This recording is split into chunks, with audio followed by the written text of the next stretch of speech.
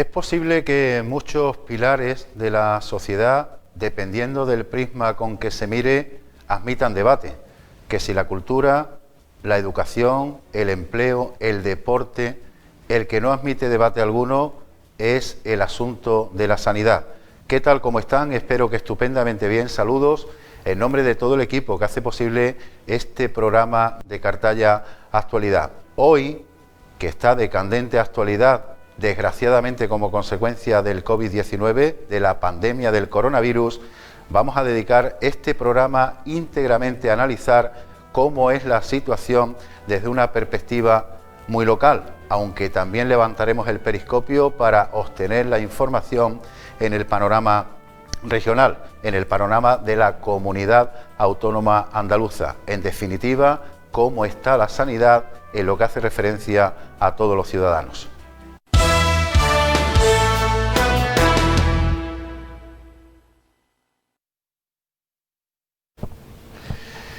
Empezamos esta conversación y hoy tenemos el placer de recibir en este estudio número 1 de Radio Televisión Cartaya al máximo responsable del Centro de Salud de Cartaya, a su director, que nos va a desgranar aquí en medio de esta conversación cómo está la situación a este punto y hora aquí en la localidad con respecto a la sanidad en el más amplio sentido de la palabra, pero especialmente cómo se ha vivido esos momentos tan críticos que hemos padecido desde el 14 de marzo, justamente cuando se declaró el estado de alarma sanitaria. Hoy nos visita, como decimos, el director del Centro de Salud de Cartaya, don Benjamín Domínguez. Doctor, muy buenas. Buenos días, Manolo. Buenos días. ¿Estás? Bien. Bien. Encantado de estar aquí con vosotros. ¿Todo bien en casa? Hablando de la familia. Bien, en casa, gracias a Dios, bien, todo bien. Si tuviéramos que meterle, doctor, un adjetivo calificativo a lo que han vivido los sanitarios, los médicos, en este estado de alarma sanitaria, ¿cuál sería? Hombre, creo que el calificativo que mejor definiría esta situación que hemos pasado es, bueno, incertidumbre por la evolución que han tomado los acontecimientos y en parte miedo, ¿no? Miedo por el contagio, miedo por lo que venía, por los cambios, por todo lo que ha supuesto en por supuesto, en lo que es la enfermedad, ¿no? Y en el contacto con los pacientes y la evolución impredecible a veces de la enfermedad y que nos podía afectar en primera persona a nosotros y por supuesto a nuestros pacientes, ¿no? Vamos a empezar, si le parece, doctor, por Cartaya. ¿Cómo ha vivido el proceso, el procedimiento, esta localidad, justamente la afectación directa con el centro de salud desde el 14 de marzo? Hombre, yo creo que el pueblo creo que lo ha acogido las normas que nos venían impuestas, ¿no? De confinamiento, de todas las restricciones que ha habido, los cambios sociales que se han implementado en estos tiempos.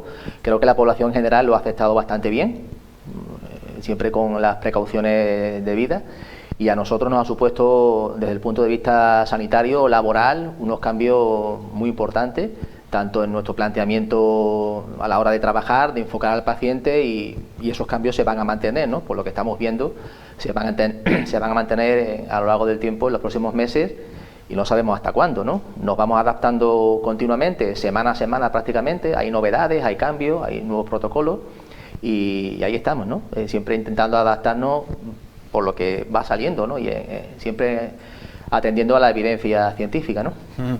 Siempre hay excepciones, lo hablábamos usted y yo al principio antes de entrar en esta entrevista, pero Cartaya se ha portado bien en la manera general. En general, yo diría que sí, que la población ha sido muy cumplidora. Hemos visto eso, la población ha atendido bien a las indicaciones, a las órdenes, por supuesto, siempre agradecer la ayuda que hemos tenido por parte de las instituciones locales, ¿no? Tanto el Ayuntamiento como la Guardia Civil, la Policía Local, que hemos estado siempre en contacto estrecho, siempre buscando el beneficio de la población, y siempre esos elementos discordantes, algún paciente, alguna persona que no cumple las normas, pues a veces hay que hacerle una llamada de atención y llevarla al orden, ¿no? Pero en general sí, prácticamente todo el mundo creo que eso en parte se ha reflejado en los muy pocos casos que hemos tenido en Cartaya, ¿no? Contados, ¿no? Muy pocos casos. ¿Cree usted que habrá un antes y un después de esta pandemia en lo que hace referencia a la sanidad? Yo creo que sí. Esto nos ha enseñado que, bueno, hemos estado trabajando de una forma, atendiendo a los pacientes de una forma, y esta pandemia nos ha obligado a replantearnos muchas cosas, la forma de actuación, la forma de atender. Hemos creado circuitos de atención a los pacientes más especiales, en tema para atender a los pacientes con sospecha de COVID, y va a cambiar la forma de trabajar nuestra. Ya, bueno, hemos hecho algunos cambios, ¿no? Y se van a reflejar en los próximos meses en las agendas, ¿no? O sea, vamos a intentar tener un contacto más telemático o por teléfono, de otra manera, siempre intentando o minimizando el que el paciente acuda al centro de salud y evitando ese contagio para proteger a los pacientes y también para protegernos nosotros, ¿no? Se ha hablado durante todo este tiempo, sobre todo al principio, las semanas críticas en las que la curva no paraba de subir, de esas carencias que habéis sufrido los sanitarios con respecto a material humano y material de EPI y material de defensa contra la pandemia. ¿Sufristeis en algún momento desesperación por todo eso? Hombre, desesperación a lo mejor como tanto, no. Creo que hemos sido afortunados y hemos tenido el material en parte aportado por distrito, ¿no? El material que había disponible, siempre es mejorable la situación, pero bueno, en parte nos hemos ido adaptando a lo que teníamos y hemos ido aprovechando los recursos lo mejor posible, ¿no? Y bueno, siempre se puede optimizar los recursos, optimizar el material, pero bueno, dentro de lo que cabe hemos sido afortunados con tener los recursos más o menos apropiados, ¿no?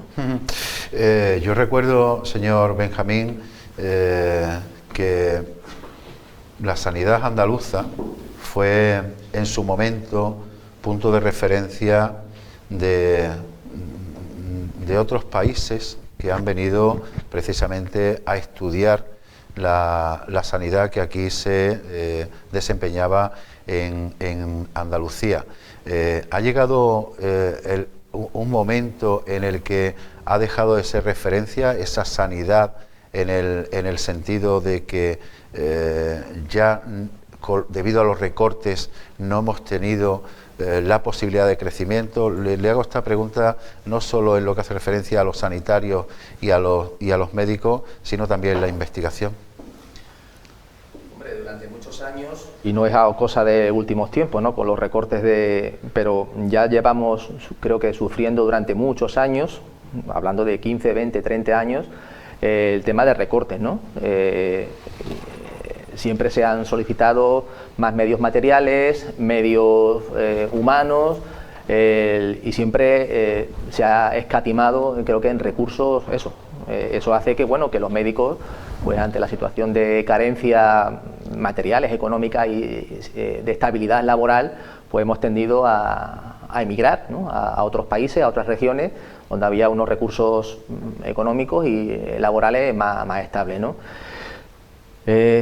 Desgraciadamente, bueno, los diferentes gobiernos que hemos tenido, más o menos cada uno han abordado la situación, pero creo que en el fondo ninguno aporta lo que los sanitarios estamos pidiendo, ¿no? Que es eso, una mejora en las condiciones laborales, una estabilidad y un reconocimiento al trabajo que estamos haciendo, ¿no? Que, bueno, en comparativamente con otras comunidades autónomas, pues tienen unas condiciones bastante más favorables que las nuestras, ¿no? Y eso hace que, bueno, los médicos que ahora van saliendo, los residentes, ¿no? Médicos en formación que van saliendo, pues muchos tiendan tenemos que fomentar, ¿no? Favorecer condiciones laborales y hacer que esos médicos se nos queden aquí, ¿no? Y de nuestra cantera, ¿no? Pues y creando un fondo un fondo de armario, porque en los próximos años los médicos, muchas promociones van a jubilarse por edad y vamos a notar esa carencia de facultativos en nuestras consultas, ¿no? En todos los sentidos. ¿Aprenderemos la lección, doctor? Le digo esto por los responsables políticos que al final son los que toman la decisión. Yo creo que no. Pues desgraciadamente tenemos una memoria frágil y en cuanto pase esto, a los pocos días, a las pocas semanas vamos a olvidar esto, ¿no? Lo hemos comentado otras veces a modo de chiste, ¿no? Hasta hace poco tiempo éramos los héroes, que no era tanto héroe, ¿no? Y en cuanto pasa la pandemia, ¿no? Olvidamos los aplausos y empiezan los insultos, ¿no? O sea que eso es el día a día nuestro. A eso iba a hacer referencia, porque a mí en algunos momentos, en algunos casos se lo digo con total sinceridad, me ha parecido un brutal ejercicio de hipocresía. Es decir, de salir a los balcones a aplaudir a los sanitarios, que a mí me parece muy bien. Hemos convertido esa aparición en los balcones en una fiesta, que no sé si se le estaba poniendo la música a los vivos o a los muertos. Y posteriormente, pues lo que usted acaba de decir, ya llegan los insultos, ya nos olvidamos de absolutamente todo. ¿Este país es así realmente? Sí, somos así, nuestro carácter hispano es así. O sea, somos excesivos para todo, ¿no? Para lo bueno y para lo malo. Cuando en momentos de optimismo, pues somos los más optimistas, somos los campeones del mundo, y en momentos negativos, pues nos olvidamos de todo lo bueno que hemos podido hacer, ¿no? No hay un término medio, ¿no? Aplaudimos a los héroes cuando no éramos tan héroes a lo mejor, y ahora pues rápidamente nos olvidamos y tenemos el derecho de insultar al médico o al enfermero porque no hace lo que yo quiero, ¿no? O sea, no hay un término medio, es nuestra cultura y así nos han educado, ¿no? ¿Le parece que desde Sanidad, desde el Ministerio de Sanidad, se estableció un mando único, como todo el mundo sabe, se ha afrontado esta pandemia como debería haberse afrontado o nos pilló por sorpresa a todos? Hombre, yo creo que en estas situaciones de pandemia, que afortunadamente nunca hemos vivido, no hay un manual para actuar desde el principio, ¿no? O sea que se podrían haber hecho cosas mejores, pues seguramente sí. Nadie ha actuado, ningún gobierno creo que ha actuado antes en una situación como esta, ¿no? A toro pasado, viendo las cosas, ¿se podrían haber hecho cosas mejor? Pues seguramente sí. Un poco más de diligencia o haber sido un poco más, más rápido a la hora de actuar, haber confinado unos días antes, no haber promovido manifestaciones, eventos culturales y demás, y haberlo hecho mucho antes, porque lo estábamos viendo en países cercanos, en Italia, ¿no? Y la onda pues nos iba a alcanzar, ¿no? Pues seguramente eso podría haber hecho mejor y un poco antes, seguramente hubiera afectado menos a la población. Tenemos el ejemplo, por ejemplo, de un país vecino, Portugal, que viendo que la ola, confinando a los ciudadanos días o semanas antes, pues no han tenido la incidencia que hemos tenido nosotros, ¿no? Prácticamente muy pocos muertos, ¿no? Si tuviéramos que dibujar el coronavirus, el COVID-19, en un papel, ¿cómo sería? ¿Cómo sería? Pues no sé. Aparte de los dibujitos que todos conocemos por los medios de comunicación, pues algo que nos va a cambiar la vida. Que nos va a cambiar la vida profundamente, ¿no? En las relaciones sociales, antes a la hora incluso de saludarnos no nos podemos dar la mano, no podemos besarnos, no podemos, o sea, todo eso va a cambiar la vida, ¿no? Ha sido un punto y aparte en esta situación, en nuestra vida, ¿no? Y no sabemos lo que nos espera, ¿no? Siendo optimistas, a lo mejor en 2 o 3 meses encontramos una vacuna y podemos volver a esa normalidad que teníamos antes, ¿no? Pero si no es así, pues va a cambiar nuestra vida bastante, ¿no? En un principio, desde el desconocimiento, entiendo yo, se asemejaba a una gripe mala. Fue los primeros términos que pudimos oír a través de los medios de comunicación. ¿Este virus, doctor, ha venido para quedarse? Bueno, en principio parece que va a quedarse, no sabemos qué tiempo, también está sufriendo mutaciones, está cambiando, hay mucho desconocimiento porque, por supuesto, es algo nuevo y estamos aprendiendo día a día, ¿no? De la evolución, ¿no?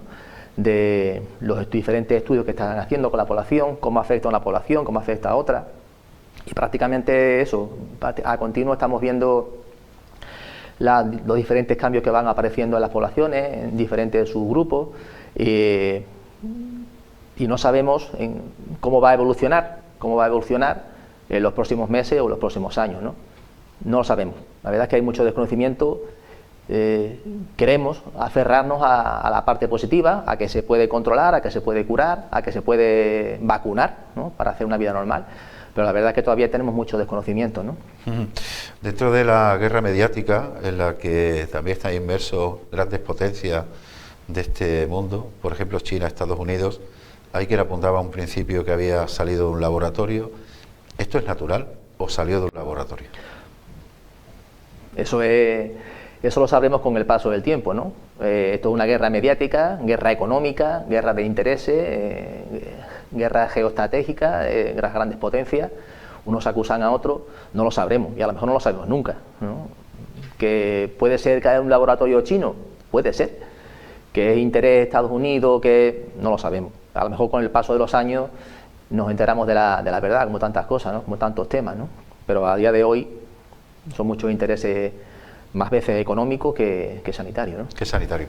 ¿Tiene alguna explicación que en los países africanos haya afectado menos, teniendo en cuenta sobre todo, doctor, que también tiene menos recursos que los países avanzados, como por ejemplo la Comunidad Económica Europea o la Unión Europea? Hombre, hay diferentes factores, pienso que hay diferentes factores que a lo mejor pueden que haya afectado menos. En principio porque, bueno, uno de los factores podría ser que es una población más joven, no una población tan envejecida como puede ser la población occidental, ¿no? Europa, Estados Unidos.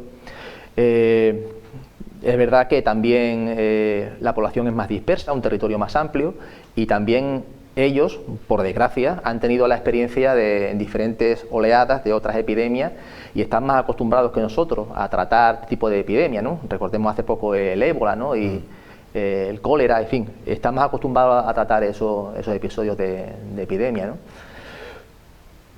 ¿Tienen menos recursos? Sí, pero tienen más conciencia de enfermedad, ¿no? A lo mejor tienen más conciencia de enfermedad.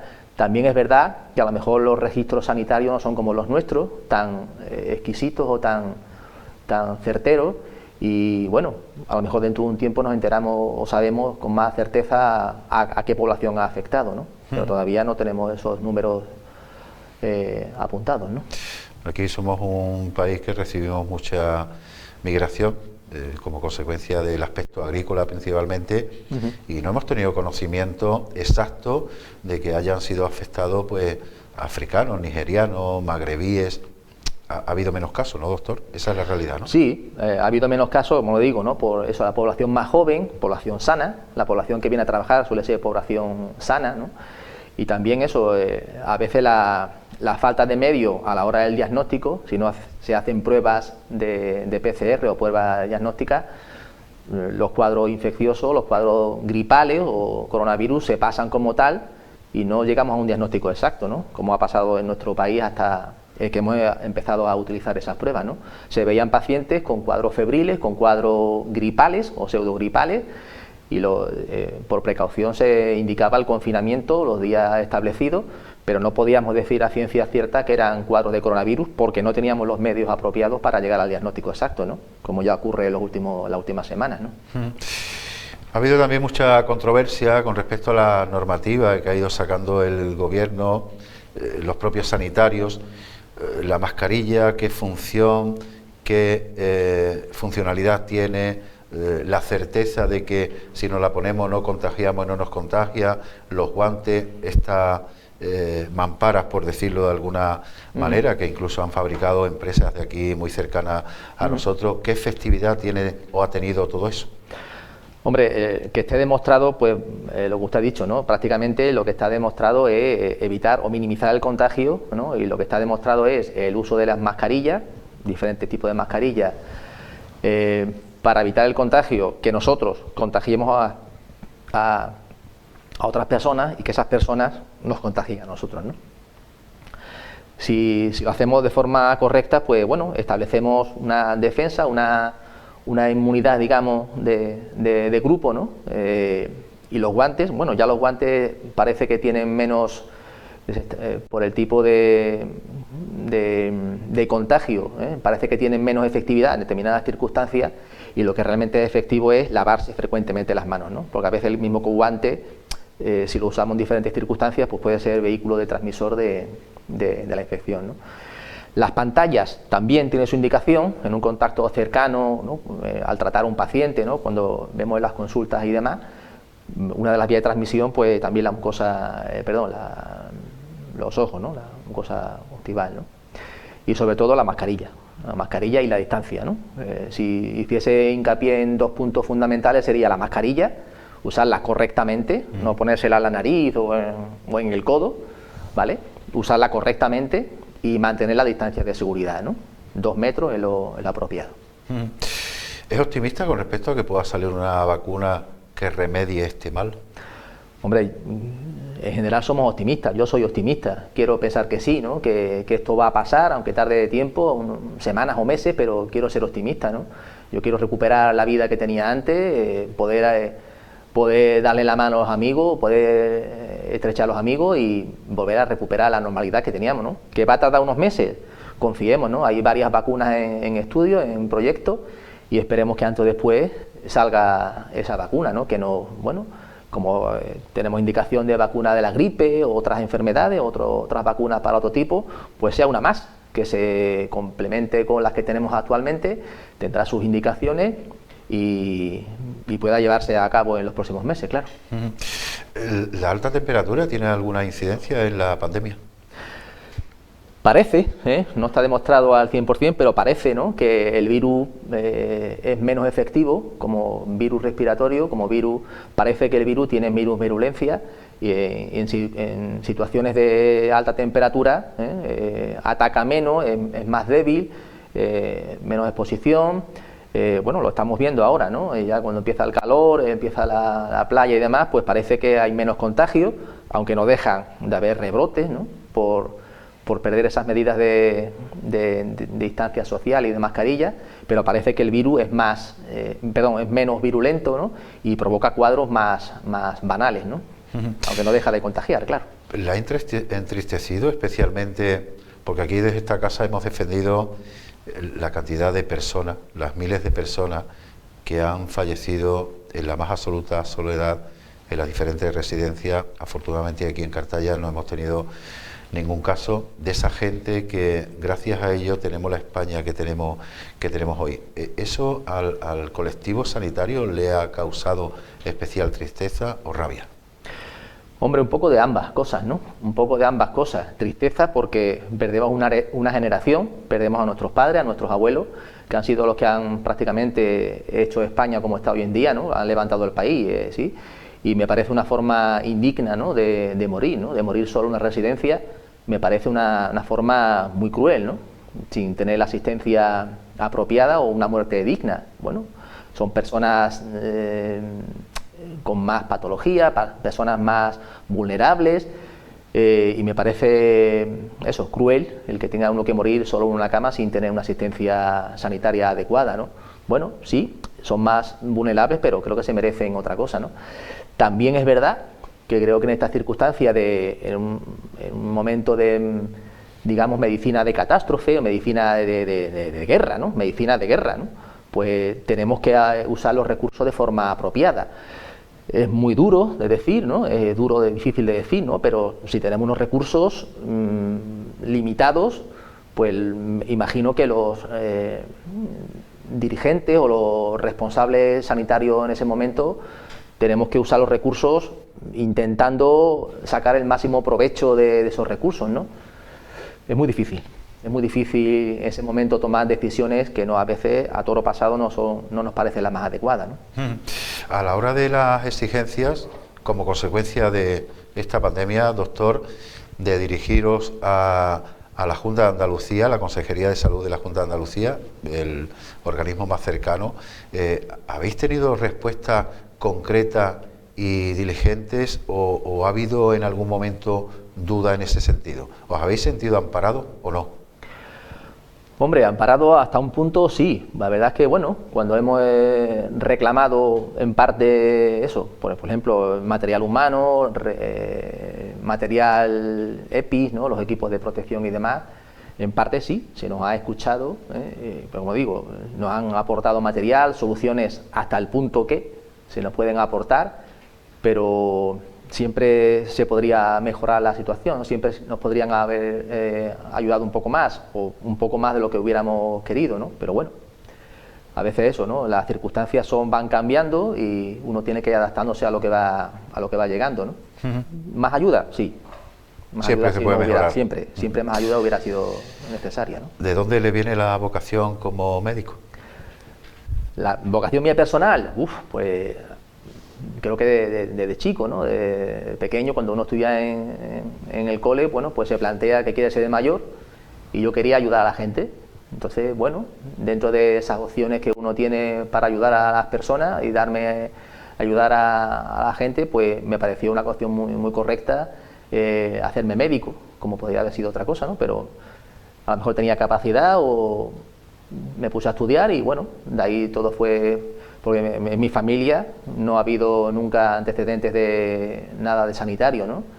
Mi padre es un técnico medio, mi abuelo era un vendedor, o sea que nada, ninguna relación con la sanidad, ¿no? ¿Se llevan las preocupaciones a casa? Las preocupaciones sanitarias. ¿Es médico durante las 24 horas del día? 24 horas y más de 24 horas. Sí. Por desgracia, lo comentamos a veces en casa, ¿no? Que bueno, 24 horas y a veces más, ¿no? Porque fin de semana y en mi caso más por ser director del centro, pues te lleva las preocupaciones y los teléfonos, ¿no? Que no dejan de sonar todo el día, ¿no? Sí, porque siempre uno está, aparte de sus pacientes, pensando en cómo puede mejorar la situación, cómo puede facilitar las cosas, pues toda la incidencia que va saliendo en el centro de salud, ¿no? Y los múltiples problemas que van saliendo, ¿no? Es todos los días algo diferente, ¿no? Te levantas por la mañana, no sabes qué novedad te vas a encontrar, ¿no? Y bueno, hay que darle salida a las cosas, ¿no?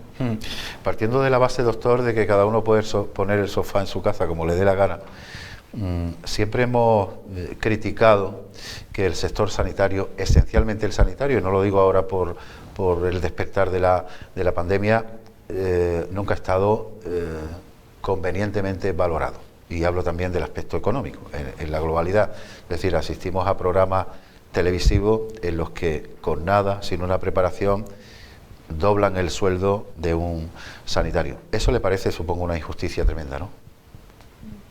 Usted lo ha dicho, una injusticia, ¿no? O sea, que un profesional, un residente, un médico, un enfermero, un profesional que lleva años de estudio y que seguimos estudiando, o sea, no solamente terminar la carrera o el aprobar la oposición y meterte a estudiar, a trabajar, ¿no? Sino que sigues formándote, sigues trabajando, investigadores en diferentes centros en el hospital, en centros de salud, a cualquier nivel, ¿no? A cualquier nivel, un profesor en una facultad, un maestro en una escuela, cualquier profesional que tenga su carrera, su estudio, ¿no?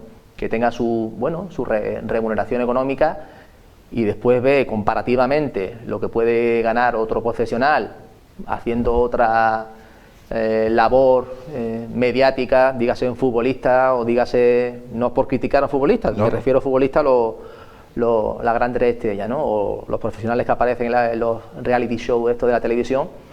Creo que es un mal ejemplo para nuestros hijos y para la población en general, ¿no? Que se favorece, se fomenta ese tipo de vida, ¿no? De reality show, de hacer una cosa que te paga un dinero fácil, sin ninguna formación ni ningún esfuerzo, ¿no? Y el que lleva años estudiando, años trabajando y esforzándose por sacar un futuro, pues se le mantiene con no tiene la remuneración ni el reconocimiento que debería, ¿no? ¿Le deja tiempo la medicina para realizar algún hobby? Sí, el tiempo hay que buscarlo, sí o sí hay que buscarlo. A veces hay que hacer un parón y salir, ¿no? Bueno, pues me gusta la bicicleta, coger la bicicleta, jugar al pádel, pasear, ir a la playa, estar con la familia, por supuesto, ¿no? Hay que hacer forzosamente, que hay que parar en algún momento de esta vida, si no, bueno, como digo yo, me afecta la coronaria, ¿no? O sea, afecta una liberación mental, ¿no? No ya física, que bueno, físicamente uno se puede recuperar en un par de días, ¿no? Pero mentalmente no, mentalmente creo que requiere un poquito más de desconexión y de esta vorágine y esta forma de trabajar todos los días a ese nivel de estrés, ¿no? ¿Se siente realizado aquí en el Centro de Salud de Cartaya siendo director? ¿Cuáles son sus aspiraciones, si se puede saber? Aspiraciones, intentar hacerlo lo mejor posible. No pensaba, llevo de director relativamente poco tiempo, un par de años, fue un poco por apoyo de mis compañeros, nunca he tenido intención ni querencia por esto de la dirección. Me gusta ser médico, trabajar de médico y cuidar a mis pacientes, y lo de dirección fue un poco por apoyo de mis compañeros y bueno, intentar hacer lo mejor posible, intentar dar salida a los problemas que van saliendo día a día, y no sé cuánto más aguantaré, no sé cuánto más, no tengo un futuro, no me he planteado para muchos años el tema de dirección, ¿no? Porque creo que eso no es soportable, vamos.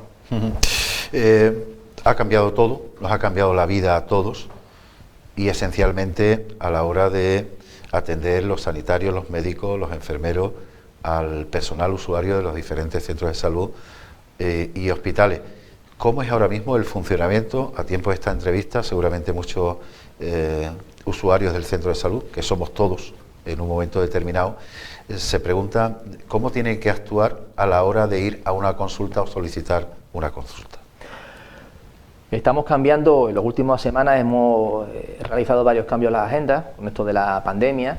Creo que la forma más fácil de acceder al centro de salud es, bueno, bien por teléfono o bien por internet o la aplicación, coger cita con su médico, ¿vale? Hemos cambiado y ahora hay bastantes más citas de forma telefónica, con lo cual su médico, antes de 24 horas, su médico se va a poner en contacto con el paciente, un poco por preguntar cuál es el motivo de la consulta, si se puede solucionar esa consulta por teléfono o de forma virtual, ¿no? La verdad es que gratamente vemos que muchas de las consultas que los pacientes hacen se pueden solucionar de forma, por teléfono, pues renovar recetas o sacar un parte de baja o alguna consulta patología banal, ¿no? Si ya, la consulta o el problema requiere una atención, una exploración física, pues ya el paciente se cita para el día siguiente o el mismo día y se le invita a venir al centro de salud y ya se realiza la exploración, ¿no? Pero intentando minimizar el contacto con el paciente en la medida de lo posible, ¿no? Por evitar el riesgo para ellos y para nosotros, ¿no? En todas las profesiones, doctor, usted lo sabe bien, hay profesionales buenos y profesionales malos. En albañiles, en periodistas, en médicos, en todo, en absolutamente todo. Hay quien critica a algún usuario el funcionamiento de algún que otro centro de salud, y no quiero decir que sea especialmente el de Cartaya, cualquier centro de salud. ¿Tiende el profesional ha detectado usted que tiende el profesional o algunos profesionales a acomodarse cuando está en un centro de salud? ¿Las exigencias es menor que en un hospital o no? Bueno, menor. Yo creo que la exigencia es mayor, ¿no? Porque en los hospitales, por lo menos en mi experiencia de años de hospital y años de centro de salud, en el hospital el horario es un poco más restringido, un horario más corto. La accesibilidad a las pruebas que tiene un hospital, la accesibilidad de pruebas diagnósticas es enorme, ¿no? Y aparte, el paciente cuando viene el paciente del centro de salud es paciente nuestro, no del hospital. O sea, el paciente va a acudir todas las semanas, lo vemos en la consulta, todas las semanas a ver a su médico, ¿no? Es verdad que en el centro de salud, en la estructura de atención primaria, si no tenemos ese estímulo, ese interés por atender a nuestros pacientes, pues podemos llegar a acomodarnos, ¿no? Con el paso del tiempo, la profesión se va un poco anquilosando, tenemos que estar continuamente actualizando, haciendo cursos de reciclaje, los conocimientos se van olvidando, hay que volver a estudiar, actualizándose, y tenemos la suerte, creo, en el Centro de Salud de Cartaya, de que tenemos médicos residentes, son médicos en formación, que están con nosotros durante varios años y de diferentes años, y eso, quieras que no, es un aliciente para nosotros para mantenernos actualizados, porque ellos nos traen la actualización y nosotros nos estimula a ponernos a su nivel, ¿no? Con lo cual es una simbiosis interesante, ¿no? Desde su perspectiva y dentro de la preocupación que tenemos todos, porque, sin ir más lejos, este fin de semana vamos a recibir afluencia masiva de otros ciudadanos, de otras provincias, sobre todo porque la capital hispalense, como todos sabemos, es el Corpus Christi, fiesta grande allí en Sevilla. ¿Hay temor por todo eso? Sí, claro, hay miedo, hay preocupación, preocupación por las personas que van a venir, Sevilla, Madrid, en fin, todo lo que van llegando. Hemos estado aislados durante estos meses. Afortunadamente, las circunstancias geográficas de Huelva, de Cartaya, han hecho que estemos aislados para lo bueno y para lo malo, ¿vale? Con lo cual hemos tenido muy poca incidencia de coronavirus, muy poquitos casos, pero ahora nos vamos a ver con afluencia de público, de pacientes, de gente de fuera, que no sabemos cómo vamos a reaccionar, cómo vamos a relacionarnos con ellos. Esperemos que impere el sentido común y se mantenga la medida de protección, las mascarillas, la distancia de seguridad, que se atiendan a las indicaciones de seguridad cuando vayamos a las playas. Es lo que esperamos, ¿no? Pero sí, miedo hay, por supuesto, ¿no? Y ya están previstas, ¿no?, las medidas de accesibilidad a la playa, el control de aforo, todo eso para intentar eso, controlar y que no empiecen a haber brotes o rebrotes de casos en nuestra población, ¿no? ¿Puede ser peligroso en ese sentido el otoño? Sí. ¿Por aquello del cambio de temperatura? Sí, ¿no? Sí. Tenemos que pensar en, bueno, o ponernos en lo peor, ¿no? Que, bueno, no sabemos cómo va a evolucionar este virus, si va a desaparecer o baja su virulencia y se envejece y desaparece, o cuando venga el frío va a volver a rebrotar con fuerza y no lo sabemos. Por eso ese es el miedo, ¿no?, que lo encontramos después cuando venga en octubre, ¿no? E igual, si empiezan a haber brotes, pacientes nuevos, pues igual tenemos que volver a confinarnos y empezar otra vez de cero. Otra vez todos para casa y estar confinados como hace 2 meses, ¿no? Y dentro de esta situación y desde su punto de vista, su perspectiva, ¿se le puede mandar un mensaje de confianza sanitario a la población? Hombre, yo creo que sí, ¿no?, que tenemos que dar confianza, que, bueno, los sanitarios estamos preparados, tenemos medios, tenemos conocimiento, y creo que los mensajes que transmitimos, que a veces ya por pesadez o por saturación, ¿no?, de escuchar siempre lo mismo, pero es que es verdad, es que no tenemos otras cosas que ofrecer, ¿no? Lo principal es la protección, mantener las medidas de protección, las mascarillas, la distancia de seguridad, y ahora tenemos afortunadamente las pruebas diagnósticas que podemos hacer a los pacientes con sospecha de, ¿no?, con lo cual podemos abordar ante la sospecha de un paciente con fiebre y algunos síntomas clínicos, podemos rápidamente detectar si es un cuadro de coronavirus, ¿no? Hasta hace poco tiempo no teníamos estos medios y indicábamos el aislamiento en casa sin ver cómo iba, ¿no? Y en caso de pacientes más vulnerables o con patología más complicada, lo teníamos que llevar al hospital, ¿no? Ahora podemos acceder un poquito más a ellos, ¿no? Porque el síntoma exacto de sospecha de coronavirus, ¿cuál es, doctor? Hay muchos, es muy amplio los síntomas que puede, fundamentalmente los más frecuentes, sería fiebre, ¿vale?, dificultad respiratoria, ¿no?, y tos. Si tuviera que decir alguno así lo más, o sea que es muy genérico, ¿no?, fiebre, dificultad respiratoria y tos, ¿no? Y después, bueno, pues hay otros muchos de diarrea, artralgia, urticaria, o sea, es enorme la lista de síntomas que pueden asociarse a esta infección, ¿no? Afecta fundamentalmente a los pulmones, ¿verdad? Fundamentalmente sí, a muchos órganos internos, pero con especial incidencia y gravedad a los pulmones, sí. ¿Tiene una explicación exacta que los niños hayan escapado afortunadamente de este contagio? No sabemos, no sabemos por qué, ¿no?, pero los niños lo pasan de forma asintomática o oligosintomática, tienen muy poquitos síntomas, y no sabemos, ¿no?, si es por la inmunidad que tienen, por el tipo de... En realidad no sabemos, ¿no? Estamos intentando hacer algún tipo de estudio retrospectivo, a ver los niños que realmente han quedado inmunizados, a ver, y estamos en ello, ¿no? Y no sabemos, no sabemos por qué los niños no lo pasan de esa manera, ¿no?, afortunadamente. Estamos llegando al final de esta conversación. ¿Tiene usted algo más que añadir? ¿Le gustaría dejar otro mensaje a la población? No, yo creo que ya hemos insistido